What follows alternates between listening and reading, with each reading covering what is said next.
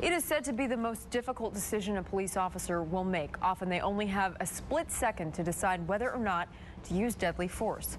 On Wednesday, 2 officers shot and killed a man who they say pointed a gun at them. We wanted to know how Abilene Police Department handles this after an officer pulls the trigger, and K-Texas crime reporter Ariana Garza joins us now. As you can imagine, Braid, situations like the one we saw Wednesday can be traumatic for everyone involved.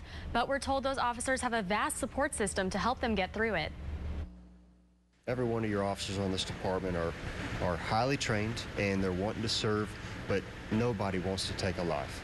It's not often an Abilene police officer has to pull their gun and shoot. Wednesday morning, Abilene police administrators say 2 officers had to do just that, killing a man who they say threatened their lives.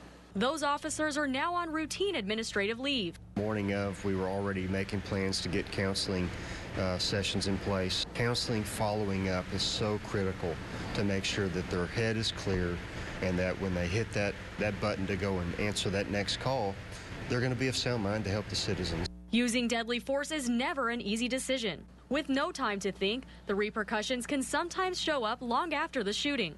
If they get back to the streets and they start having second doubts again, we have that employee assistance program available to them. The department also has an in-house chaplain and supervisors who make sure all officers are psychologically able to serve. We train for these critical incidents, but you can never truly humanize it until it actually happens. In this case, we're optimistic that everybody will recover from this, and of course the department is standing behind them. The police department tells us officers undergo psychological testing before they join the force, and that's to ensure their officers can bounce back from any traumatic experiences. Can't imagine. It must be very difficult. Thanks a lot, Ariana.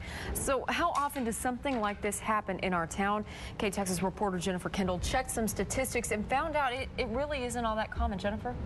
Braid, in the last 10 years, there have only been 5 officer-involved shootings here in Abilene, and one of those, of course, was this week. 2 of those shootings were fatal. Here's some more information on all 5 of those incidents.